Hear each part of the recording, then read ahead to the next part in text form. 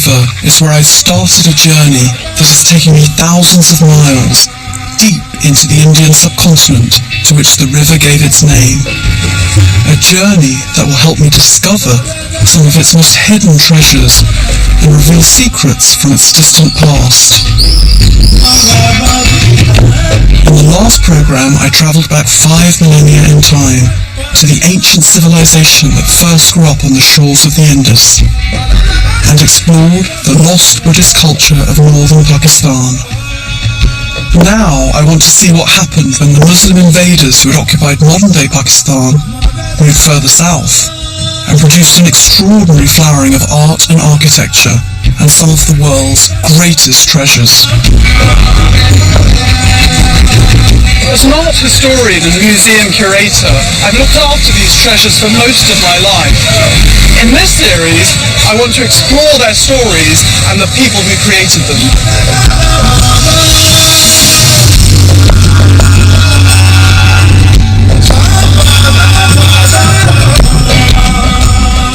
For hundreds of years, India was ruled by a foreign empire. These invaders came from the north and spread their influence right across this vast land, from the peaks of the Himalayas to the plains of the Punjab to the jungles of central India. They were the Mughals. The Mughals were a race of Islamic warrior kings from Central Asia who were also poets, scholars and traders. In matters of religion and philosophy, they were more progressive and liberal than most European rulers of the time. They made some of the world's most beautiful art. They presided over advances in science and technology. They brought war but also great prosperity. Freedom at first, but later, intolerance. In modern India, the Mughals remain controversial. The question is, did their impact change India for the better or the worse?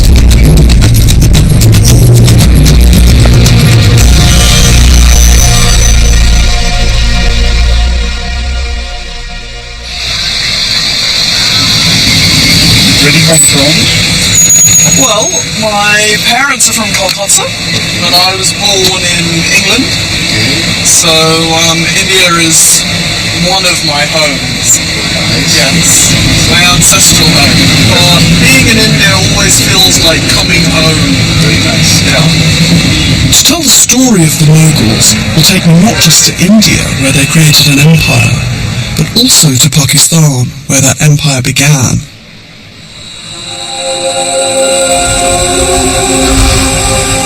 The Mughals originally came from the mountains of Central Asia, what is now Afghanistan and Uzbekistan.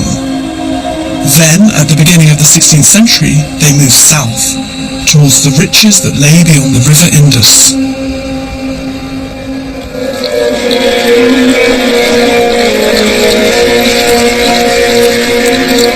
In 1526, just as King Henry VIII began to woo Anne Boleyn in England, the Mughal king Babur arrived at the outskirts of the great city of Lahore.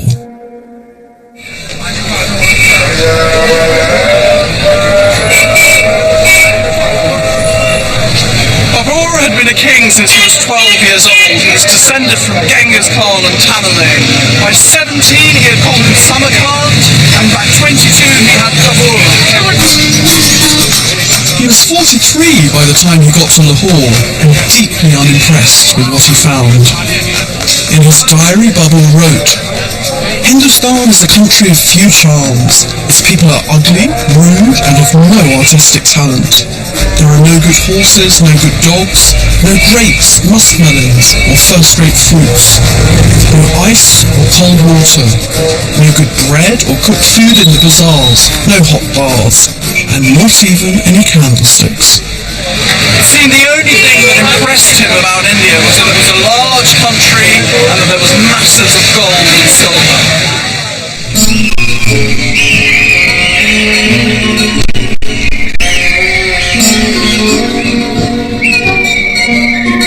Homesick for the ordered beauty they knew in Central Asia, the Mughals transformed Lahore into a garden city. These Mughal gardens were nothing like India had seen before. They were grand in scale, and their emphasis on symmetry and balance was completely new.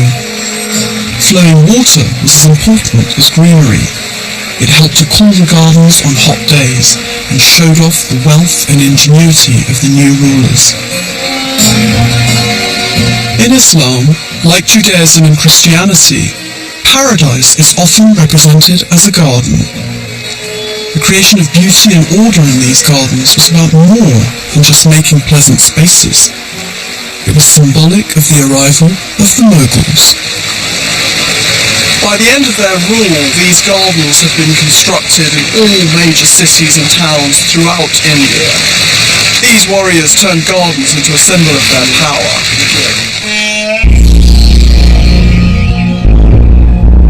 But they also brought gardens and flowers into their buildings, together with a sensuous love for the pleasures of life that they had left behind in the valleys of Central Asia. Although one pleasure they had brought with them. The Mughals created exquisite drinking vessels, but they had a very complex relationship with alcohol. They consumed it publicly, and yet it always remained an illicit pleasure. For Babur, on the one hand, he was descended from the very public drinking culture of Genghis Khan, and on the other, he wanted to be a good Muslim.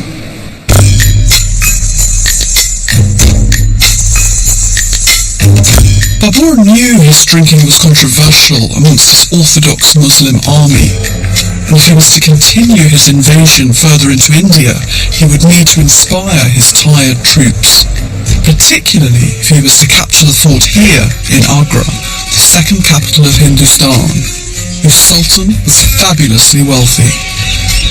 A year after he had conquered Lahore, Babur arrived in Agra, 600 kilometers to the south. He now took a vow in front of his men never to drink wine again, and also not to trim his beard. And he told them that the war they were engaged with the Hindu kings of India, was a holy struggle.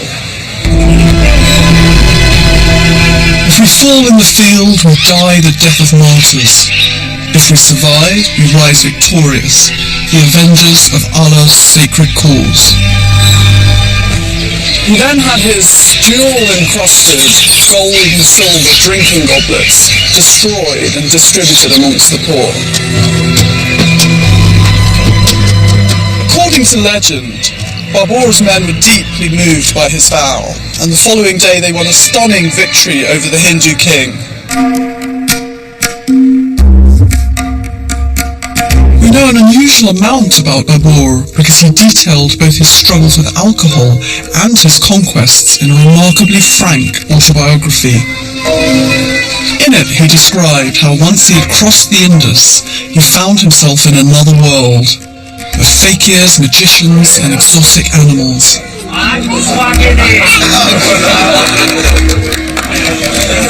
And how India was ruled by a whole set of Hindu Rajput princes consumed by petty infighting. Babur's army swept these princes aside to lay the foundations of the Mughal Empire in northern India. But he didn't only bring war. He and his successors brought elements of culture and architecture from Central Asia. And this magnificent monument is the earliest example of Indo-Persianate architecture in Mughal India. It takes the shapes and forms of Central Asia and Persia in the cusped arches and the domes and marries them with the red sandstone of India. And then you have these small flourishes on top of the chhatris, which is a Sanskrit word meaning umbrella, the pavilion. You see this glistening tilework, which is of course reminiscent of the architecture of Samarkand and other places in Central Asia. So they brought to bear all these different influences, and for the first time you see a new kind of architecture in India.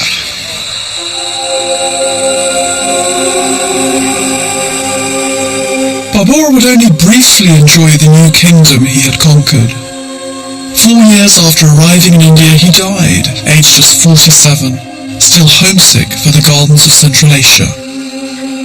And some say the greatest of all the Mughal emperors who followed him as his grandson, Akbar.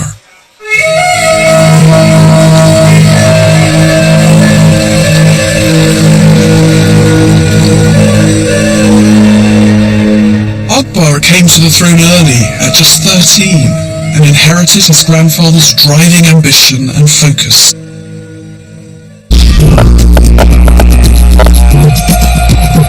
During Akbar's rule, India became one of the most powerful and richest empires on the face of the earth. He expanded it beyond even the vast lands of his grandfather Babur. One reason for the Mughals' startling military success was that they brought their Central Asian skills as fast-wheeling horsemen down to the plains of India. These descendants of Genghis Khan often had 5 times as many cavalry as they did foot soldiers in their army, so they could run rings around the slow-moving Hindu forces. Traditionally, and given their nomadic roots, Mughal emperors had lived most of their lives under canvas and were constantly on the move. As his military campaign went from strength to strength, Akbar could indulge in the luxury of a new, more permanent city to rule from.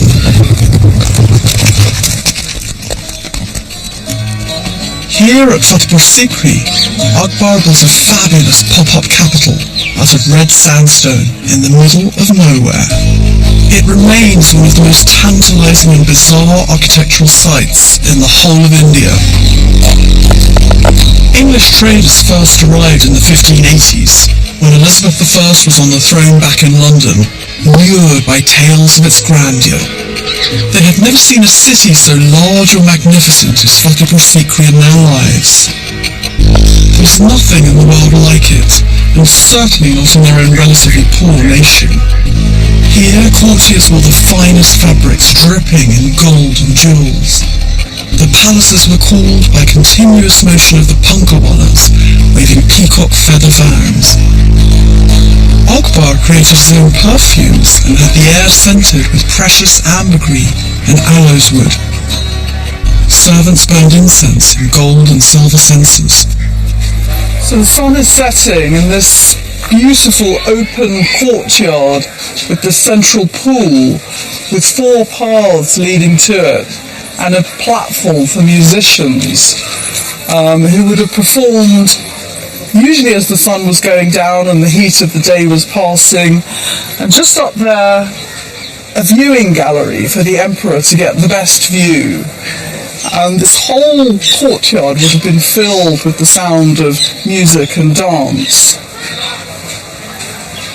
All across this palace complex, Babur's roving entourage of encampments and tents has now been translated to stone, and you have this series of spaced out, beautiful pavilions.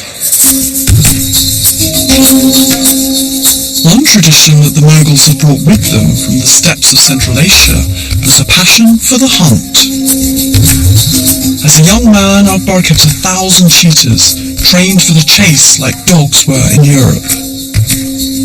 North India was rich in wildlife, and the Mughal emperors built hunting pavilions like this across their domains. But it was during one of these hunts that something happened that changed the entire course of Akbar's reign. Hunting was a great sport during the Mughal emperor's time, and Akbar, in a hunting lodge much like this one, gathered his courtiers who for 10 days drove animals from a circumference of 80 kilometers surrounding this lodge. But just at the moment when the hunt was ready, all the animals were gathered, he stopped. Because he'd had an epiphany. His biographers described it as an epileptic seizure or some kind of delusion, but whatever it was a moment of complete change for Akbar, and he cancelled the hunt. One witness described how suddenly, all at once, a strange state and strong frenzy came upon the emperor, and an extraordinary change was manifested in his manner, and everyone attributed it to some cause or other, but God alone knows such secrets. He set the animals free, and he declared that none of them were going to be hurt henceforth. This strange experience seems to be the turning point in Akbar's reign, because after this, nothing was the same again.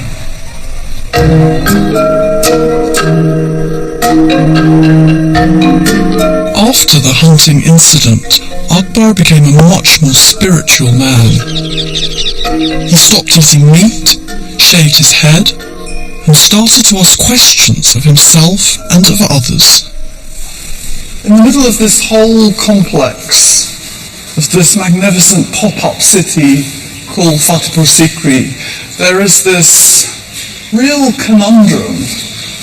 A hall of public audience, but architecturally it suggests, well, it remains enigmatic. Why? Because in the middle you've got this central column, which is really reminiscent on the one hand of the pillar that you see outside every Hindu temple, which represents the axis of the universe, the cosmic axis, if you like.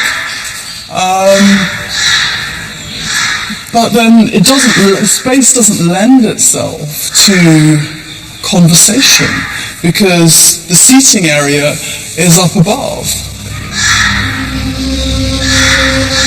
There's a theme in Persian painting of the treehouse, which is a space that's elevated. It's actually not public, it's private. And really there is greater license when you're above the realm of the everyday to engage in the kind of discussions or activities that might not otherwise be allowed. As soon as you step up here, you get a real sense, of course, that you're elevated in a rather unusual fashion above the ground. There are these very low balconies and wonderful ventilation all around, which would have made this a fantastic little hideaway, in a sense, from the world, for Akbar to come up with whomever he pleased to sit and discuss affairs of the heart or state. I can imagine Akbar sitting here inviting certain people from all four corners to come and join him in the centre for intimate conversation. But it doesn't really give a sense of public audience. It's a much more private space. It's elevated above the ground, and you really get a sense here that you need to be invited up to the emperor's treehouse in order to converse with him in the most intimate fashion. For the rest of his 50-year-long reign, Akbar now dedicated himself to the exploration of other religions.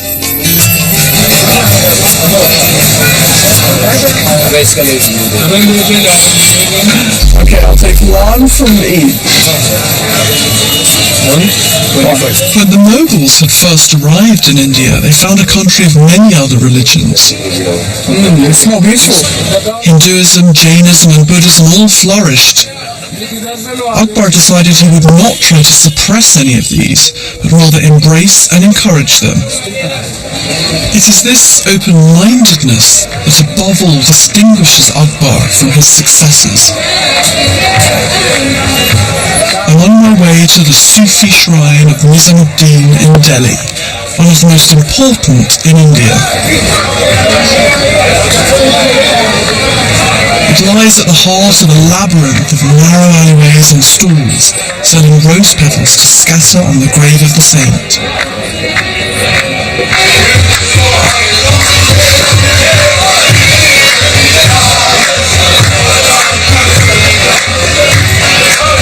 Sufism is a mystical form of Islam that believes there are many different pathways to God. Some stricter interpretations of Islam forbid music and dancing entirely, but for Sufis, music is the expression of religious ecstasy.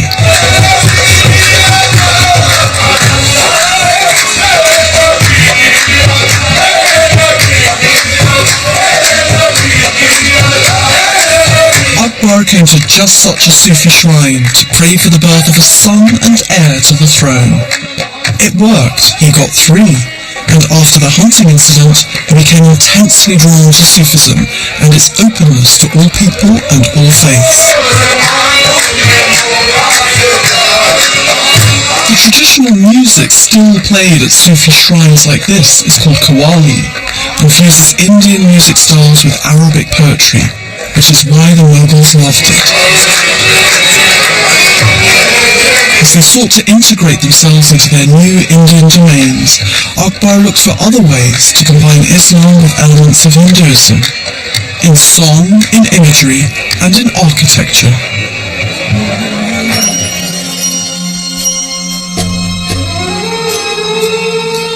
Sages, gurus, and spiritual leaders of all sorts were now welcomed at Fatehpur Sikri, although they did not always agree. Giles Tillotson has written about how the peculiar architecture of Akbar's palace both facilitated and reflected his new tolerance to religions other than Islam.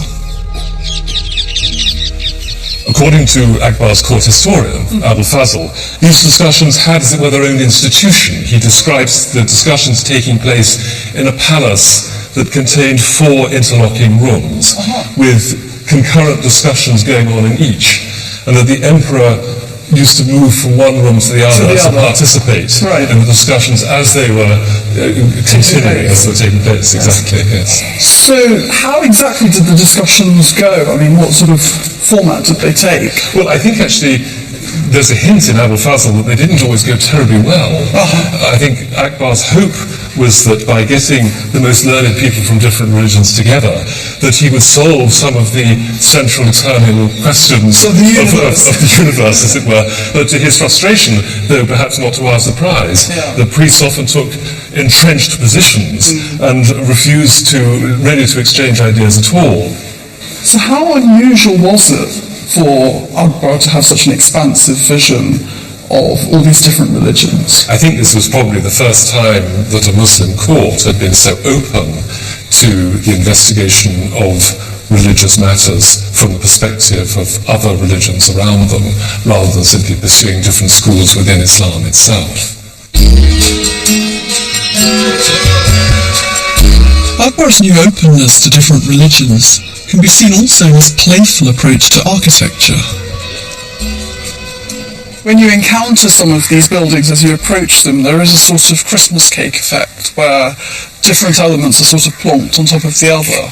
Yes, it's clearly a design school, if you like. Unresolved. Yes, it's a design school that's used to working with certain traditions, but very different traditions have come into the same space, and the designers have thought, well, how can we play with the new material that's available to us in the hope of creating something different. The experimental nature of the design is very clear here, for example, where you have above a line of ornamental niches, and then below them this line of dado panels with the decorated border. But these are features that you would normally expect to find on the interior of a room. Here they're expressed on the exterior of the building. It would be rather like, in modern terms, putting wallpaper on the outside of your house. Clearly, this is meant to be experimental. It's playful. It's not to be taken entirely seriously. They're trying new things out. And as with the mixture of motifs from different sources, it's like, again, to put it in modern day terms, like producing a design in Photoshop to see whether it works or not.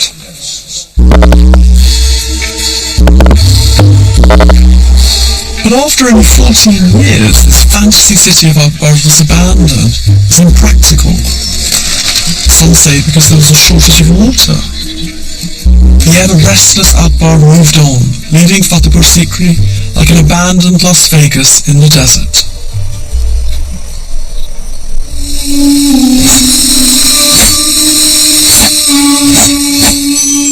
Despite his many other achievements, modern Indians often think of Akbar as a romantic hero, as in this Bollywood box office smash Jodha Akbar, about the Emperor and Jodha, a Hindu princess. It was huge. I think it was a big hit mainly because Hrithik Roshan is so cute and Aishwarya Rai is very beautiful, and both of them really light up the screen. there's a scene in which he's waggling a sword, and he's got a bare torso, and Aishwarya's looking at him from behind, and she's totally giving him the eye, and there is, you can actually feel the person. So I think the film did very well, essentially because it had great music, it had these two very lovely looking leads, and the fact that they got together really well. What's always given the story of Akbar and his Hindu wife Jodha such box office appeal is that this is a West Side story of Montagues and Capulets. Akbar, the Muslim emperor, marrying a Hindu princess, a subject that still has controversial resonance in India today, and has helped make Akbar a talismanic figure in history. Do you think Akbar, the historical figure, makes a good hero? I think he makes a wonderful hero because of the fact of what he did. Because he had Jodha as his wife, who was a Hindu. Nobody else before that had actually made one of his prime Ranis a Hindu. And he was steadfast. He stuck to that position despite the kind of the conflict that happened as a consequence of his act.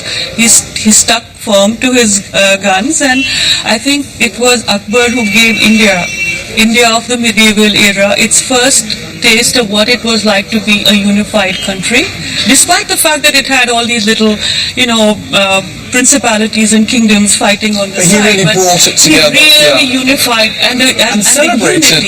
Yes, because Akbar did what he did. It became a country that it wasn't before. Akbar also married Hindu and Islamic styles in art, to great effect. He initiated an immense expansion of the imperial studio and recruited artists from all the conquered kingdoms of northern India.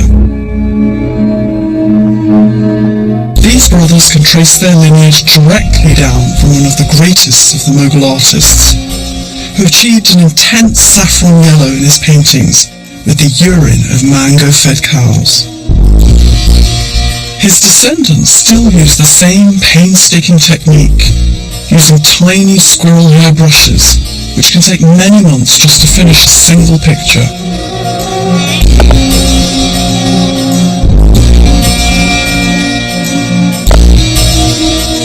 Nitin Payana is a leading art critic and collector who is an expert on how native Rajput painting changed with the arrival of the Mughals. A sequence of Mughal emperors brought artists from the courts of Persia and then later developed a school of painting in India by enrolling various artists and made karkhanas or factories where they would produce a huge number of paintings. And you see, slowly but surely, in a span of 50 or 100 years, paintings moving from styles like this, cruder styles like this, to something like that.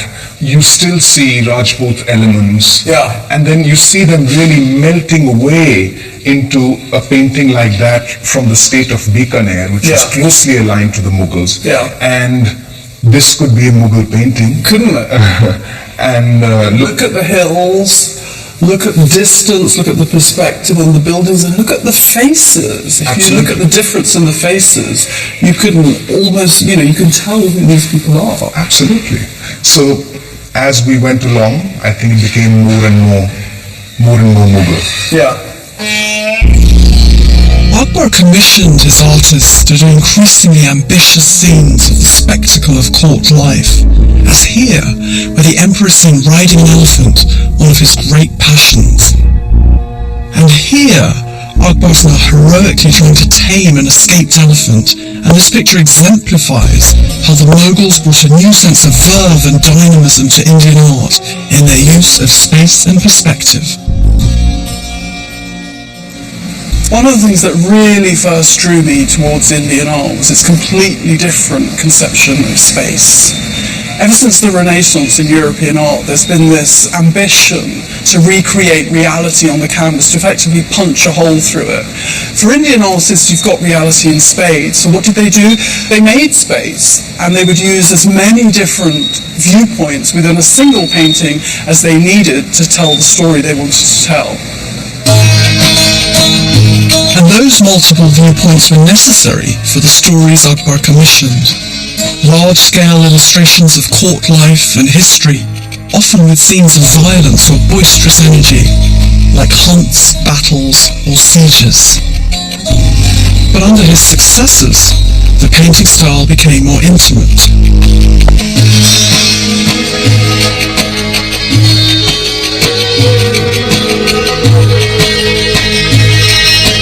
You can start to see individual portraits emerge, as in this picture of the most famous Mughal emperor of them all, Akbar's grandson, who when he came to the throne took the name Shah Jahan, glory of the world.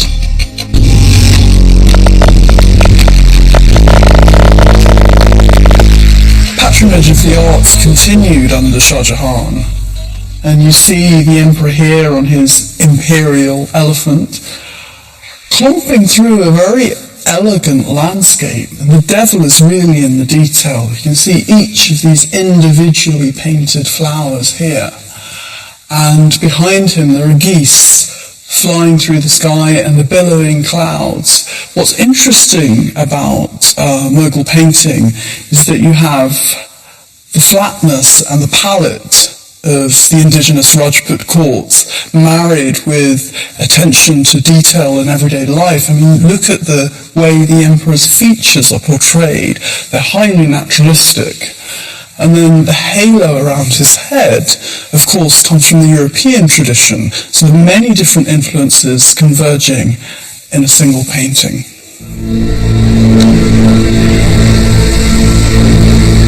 When Shah Jahan came to the throne, Mughal architecture changed dramatically. All his predecessors had used red sandstone for their buildings, as here at the aptly named Red Fort in Agra, where generations of Mughal emperors had lived. So it's a good place to see the spectacular difference when Shah Jahan decided to build in a new area of the palace.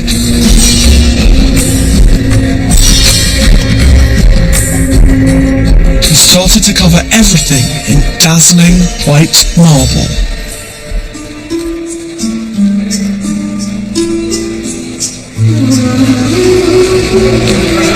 Unlike the roving entourage of Babur and the outward-looking symposium of Akbar's court, the rituals of Mughal India were literally set in stone under Shah Jahan.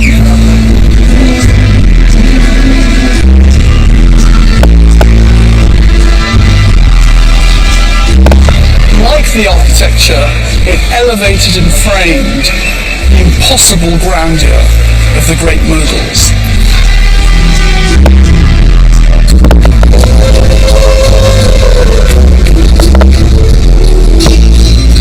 Mughals were really interested in gardens. They weren't only concerned in their formal beauty and in them as spaces for relaxation and enjoyment, but also in flora. They were great botanists, and they famously collected specimens of different flowers and had them painted. But what you see here in Shah Jahan's magnificent private quarters is the transposing of that interest in flora into stone. And they used this technique called pietra dura, which was then current in Renaissance Italy. So it was absolutely a la mode, but made it a very Indian experience.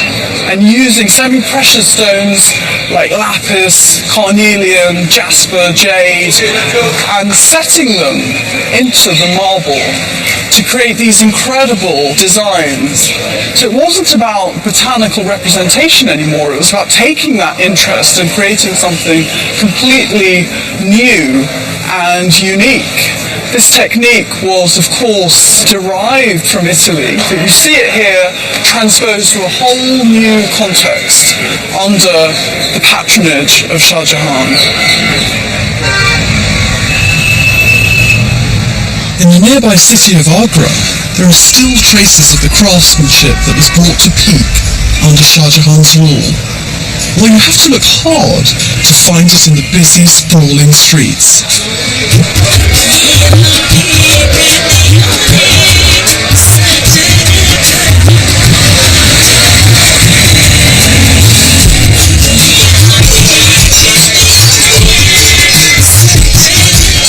India, that even with the massive boom that's driving its economy today, and throwing up skyscrapers in Mumbai and Delhi, you just need to step back from that for a moment and wander down some of the back streets and find life pretty much unchanged for a large majority of the population. And hidden away there you'll find practices, crafts, techniques that are still cherished.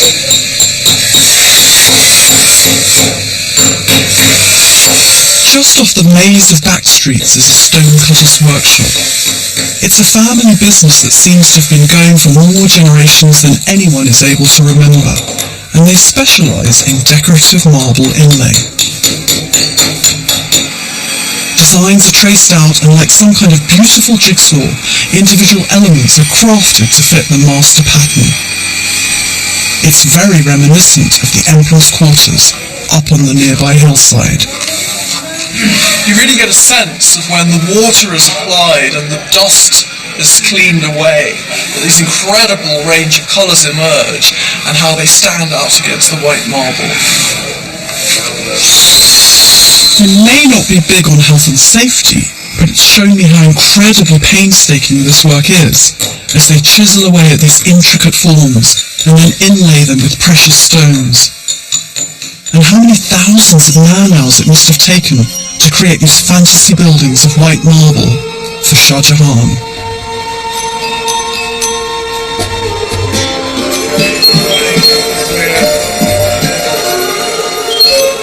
I first came here when I was about 8 years old, and I remember how amazed I was then at the sheer amount of white marble. A fairy tale wedding cake of a palace. And of course I already knew the story of how its builder Shah Jahan, the grandson of Akbar and Jodhabai, had his own passionate love affair. A marriage which had its final consummation in one of the most famous buildings in the world. Like all Mughal rulers, Shah Jahan was married to several women at once. Yet the love of his life was unquestionably Mumtaz Mahal, here portrayed with the spring flowers and cherry blossom of Kashmir that Shah Jahan loved so well. Sadly, in 1631 she died giving birth to their 14th child, and Shah Jahan was so distraught his beard turned white overnight, and he kept the course in mourning for over 2 years. He also vowed to build her the greatest monument to love the world has ever seen.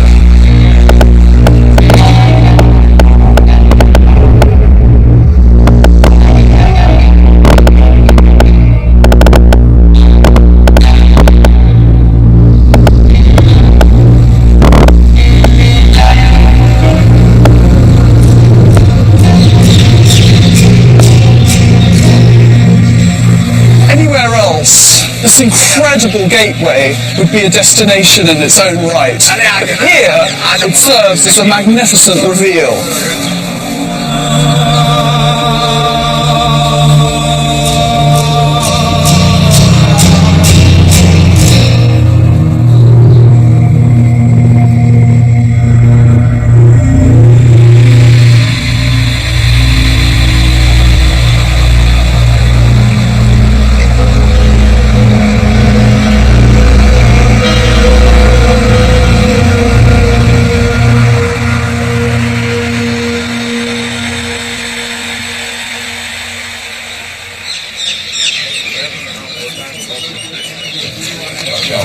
Every time I come here, it absolutely takes my breath away, rising like a mirage out of the early morning sunshine. The Taj Mahal was built by the finest artisans from across the Islamic world. Stonecutters from Baluchistan, architects from the Ottoman Empire, and calligraphers from Persia. Native Indian craftsmen also brought their own cultural influences to bear on the design and detail, and in so doing honoured the Hindus of India as well as the Muslims. A British poet, Sir Edwin Arnold, described it as not a piece of architecture as other buildings are, but the proud passion of an emperor's love wrought in living stone. And it is still largely thought of as a monument to love. Whenever I come to this place, I feel love. So if I sit somewhere by myself, I can't express my feeling for Taj Mahal. Because it symbolizes only affection and love. So that is the main motto of our life. So Taj symbolizes that. I mean, India is generally known for the Taj. People from outside come, so we thought we must. My first visit was invited by Mrs. Gandhi, Indira Gandhi. Yes. Yeah, 1979. This is the building of love. A husband built this beautiful building for his beloved wife. Yeah, so we can all live in hope. Exactly. It's one of the seven wonders of the world. That is the only reason I've come. And yes, we're very close to it, so we should definitely see one of them. And as Indians, what do you feel it represents and symbolises to you as Indians? I guess it symbolizes love. But in thinking of the Taj Mahal as mainly a monument to love, have we completely misunderstood what the Mughals were trying to do? Giles, Hi, Shona. I hope you've had your photograph taken. There are certain important rituals in this place. absolutely, as you can see. So there are a number of mythologies that one grows up with. When I first came here when I was 8, I was told by a guide that the architect's hands were cut off so that he couldn't reproduce a monument such as this again, and I grew up believing that. Yeah, no, I think of all the myths about Taj, that is perhaps the most objectionable. I mean, one can't debunk all of them. People will have their myths, but that one does seem particularly inappropriate. In fact, the architect was busy, by the time the building was completed, was busy designing the Red Fort in Delhi. So he didn't do another Taj, but he did another great Mughal masterpiece. I think it's impossible for us today to approach the monument from any perspective other than that of the legend, Yes. the famous love story between Shah Jahan and Mumtaz. We're all told so emphatically that it's a symbol of love that it's impossible to see it in any other light. But there's a sense in which I think we have to try to get beyond that, to see it more as the Mughals saw it, not as a symbol of love, but as a symbol of paradise. Recreated on Earth. Sort of thing, yes. I mean, the tomb itself is actually the mansion of the departed soul in paradise. Right. And that paradise imagery extends not just to the building, but to the whole of the garden, the layout of the garden.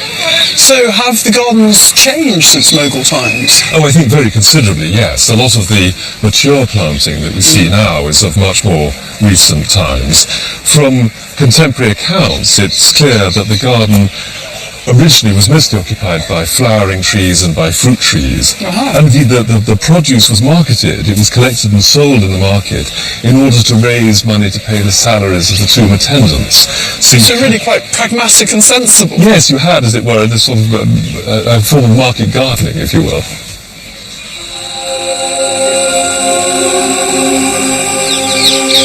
Tourists often make the mistake of thinking that the gardens around the Taj are just a municipal park to frame the jewel at their centre.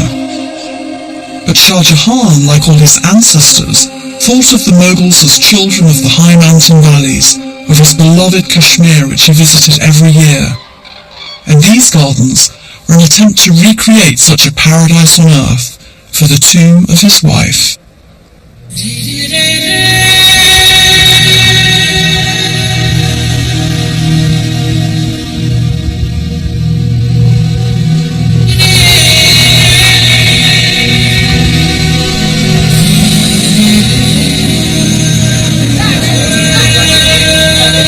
The Taj Mahal is often said to be one of the greatest monuments to love, and it is without doubt one of the greatest achievements of Mughal architecture.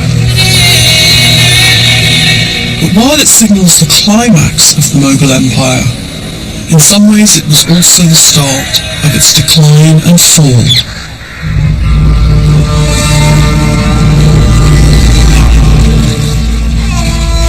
You only have to travel a short distance from the Taj to find yourself in another world, with ruined Mughal buildings abandoned in the countryside. These are the old palaces and gardens of Mughal nobles.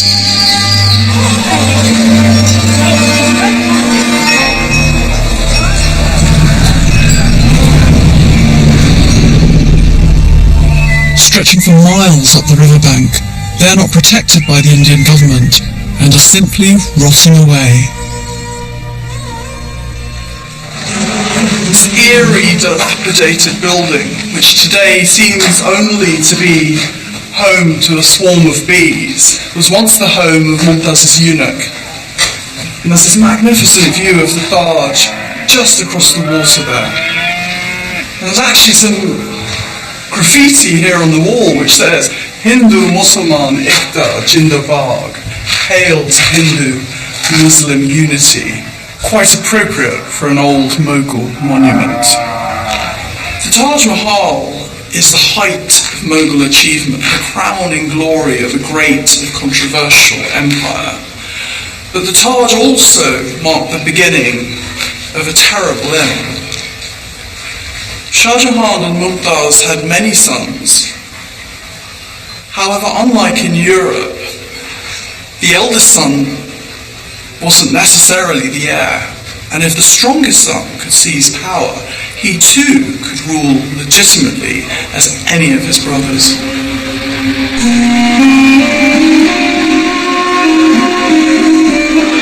Shah Jahan named his eldest son Dara Shikoh as his heir. There were high hopes for him. Like his great ancestor Akbar, Dara Shikoh was a progressive, tolerant and intellectual man with interests in all the world's religions. Dara Shikoh, as you can see, is a pretty dressy kind of guy. He's got a little string of pearls across his face. Yes. He's dressed up in the finest Mughal kit, all his jama, and he's on horseback. He's absolutely dripping in jewels. Yes. And the contrast between this man settled at court, getting on with his dad, living his family life, reveling in everything that the capital had to offer, is in stark contrast to Aurangzeb, the younger brother. Yeah. Aurangzeb is hated by his father, and this sort of twists him. He becomes this very, a child who is rejected, becomes crabbed in some way. And Aurangzeb is determined to destroy the existing rulers, his father and his obvious heir, Dara. And Aurangzeb has the advantage, of course, because he's been in the field, he's been a general. Yeah. He's a Puritan, he is ruthless, he's Machiavellian. The whole thing is very like in King Lear, where you have the two sons, Edgar and Edmund, and Edgar's the beloved son of Gloucester, and grows up weak and hopeless, while Edmund is the illegitimate one who is never given any love, but is ruthless. For his position, And there's a great Shakespearean quality, I think, in the way that these two sons battle it out. Dara, for all that he represents everything that we find most attractive in the Mughals. Not only does he have exquisite taste, does he commission beautiful art, is he responsible for extraordinary architecture. He also has this wonderfully tolerant attitude, he inherits from the tradition of Akbar. And Aurangzeb is this tough guy who's had to make his own way, who's been ignored by the court, ignored by his father. And he's frankly fed up. And the more that his father and his brother indulge in jewels and manuscript illumination, the more he rejects that whole world. And yet when it comes to the final battle, when Aurangzeb advances from the Deccan with his battle-hardened troops, although they are a fraction of the size of the imperial army, which Dara Shikoh leads into battle, the spoiled, silly young prince doesn't know how to fight a battle. And Aurangzeb, with a small crack force, makes mincemeat of him.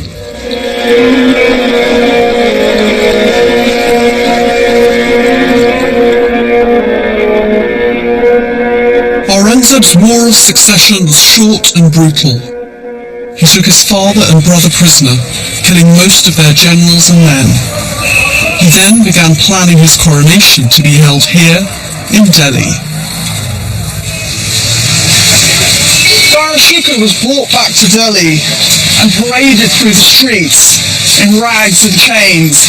He was sat mockingly on top of an old, broken-down elephant. François Bernier, who worked as a doctor in the court of Shah Jahan, witnessed the event.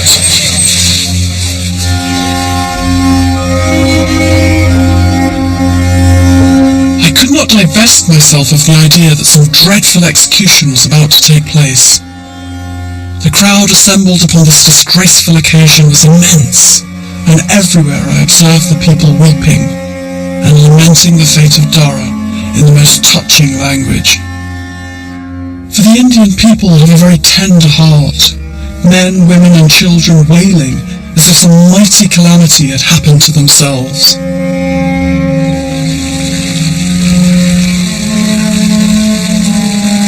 Aurangzeb was shocked that the people had wept for Dara and decided that his brother must be put to death.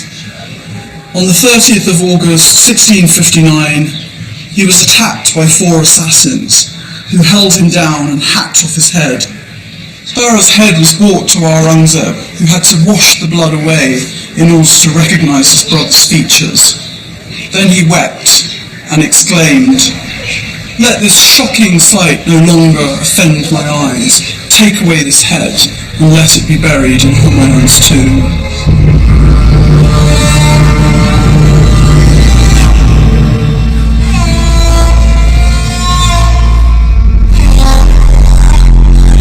So Dara Shikoh was buried here in an unmarked grave amongst his ancestors, and with him was buried the liberal era of Mughal rule.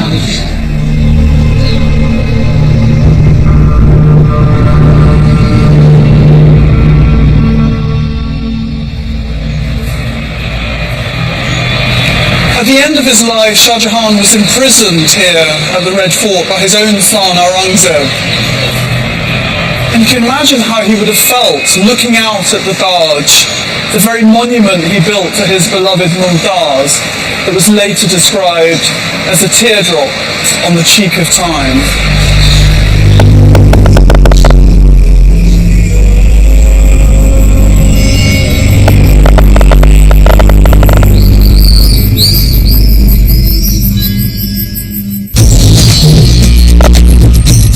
Aurangzeb changed the face of Mughal rule in India.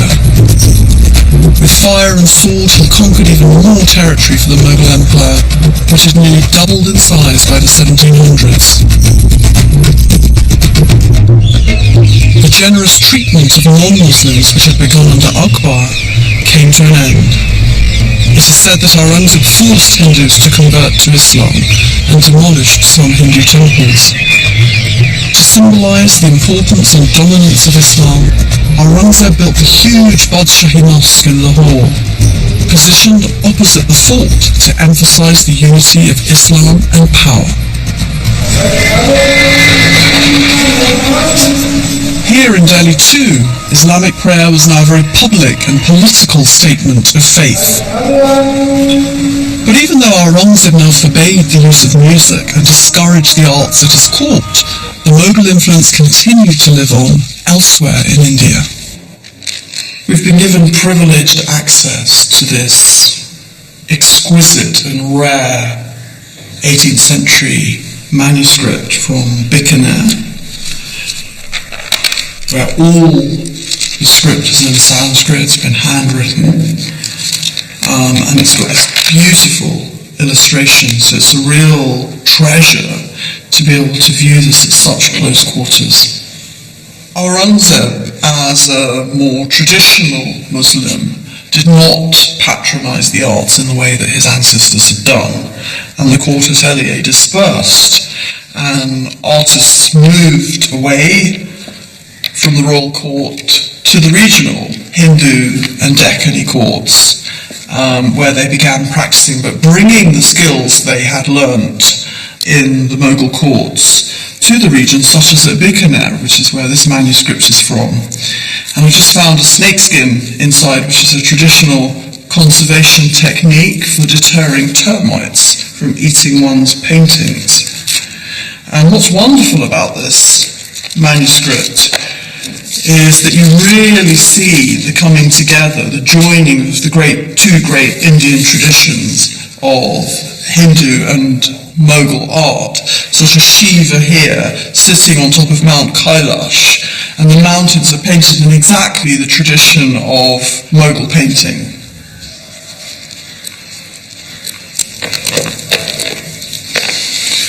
And this painting in particular, you have a very naturalistic landscape which would sit very comfortably in a Mughal painting as much as it would in a Gainsborough, with this elegant marble pavilion on the left-hand side, painted in full perspective, and then two Shaiva yogis sitting, one of them with a halo around his head, which again comes from European painting, and they're holding audience with one of the princes of Bikaner who has arrived, dressed very simply apart from the crown upon his head. It's a great sadness that artistic endeavours like these would not have survived at Aurangzeb's court under his new austerity regime. Music, painting and poetry held no interest for the emperor. Instead, he was a man whose fervent wish was to leave the legacy of a well-ordered Islamic state.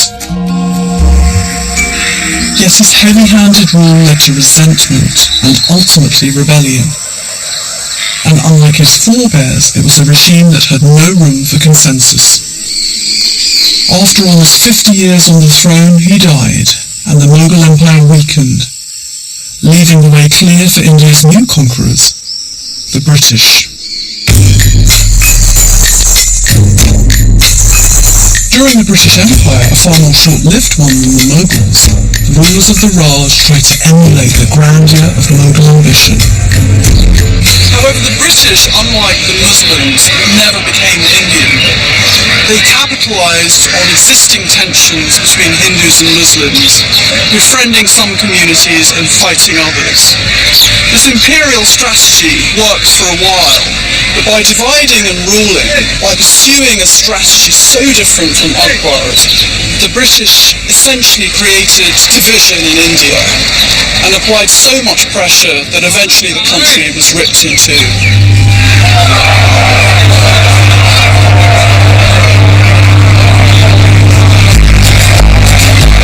The prologue to agitation for Indian independence caused great tensions between Hindus and Muslims, which resulted in communal riots across India.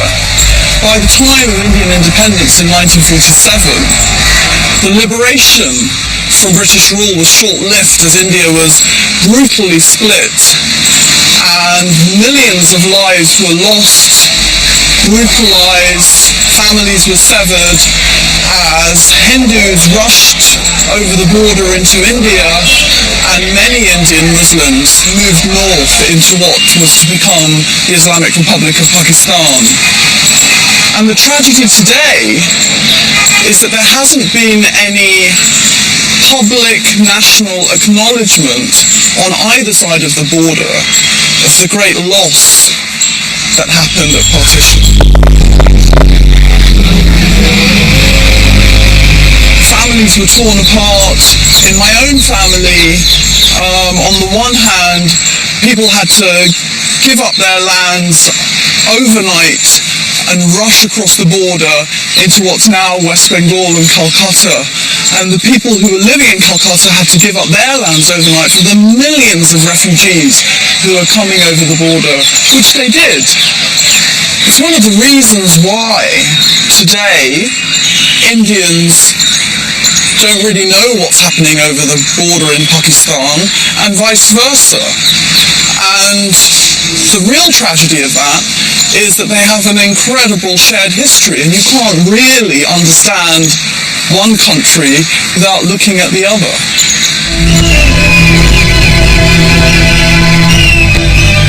So I've left India and come back to Lahore in Pakistan, where the Mughal Empire began, to talk to leading journalist Ahmed Rashid about the lasting divide left by the Mughal emperors.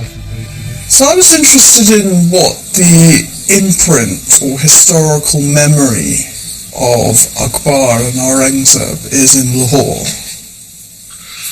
Well, it's very, very sharp. I mean, if you read the school textbooks, which were really rejigged by Zia-ul Haq, the military ruler of Pakistan in the 80s, who was an Islamist. He was a great admirer of Aurangzeb, and he saw himself as a kind of Aurangzeb type figure. Remember, under him, Pakistan helped the Mujahideen in Afghanistan fight the Soviets, and under him we had this whole revival of the war in Kashmir and the use of extremists in Kashmir, and a great belief in Islamic fundamentalism and going back to the precepts of law and all the rest of it.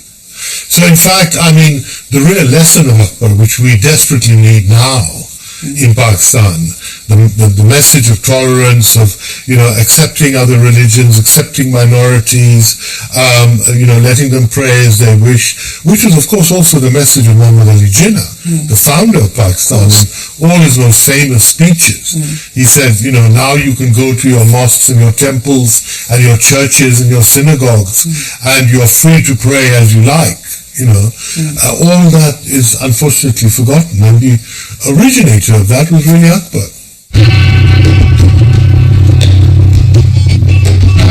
For over 300 years, the Mughals united India and then divided it. They gave the country some of its greatest monuments, but also cut some of its deepest scars. They were often liberal and tolerant, but also laid the foundation for a much stricter interpretation of Islam. Even today, their legacy is extraordinarily controversial, as Mughal history has become the battleground for a new India, as it struggles once again with its religious and cultural identity.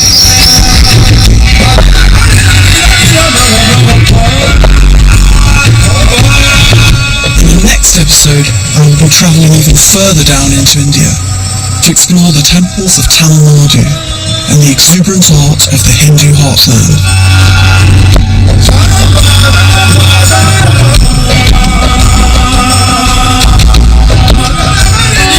And the final part of Treasures of the Indus is here on BBC4 at the same time next week. There's plenty more to come from the India season though. Stay with us for a little taster next.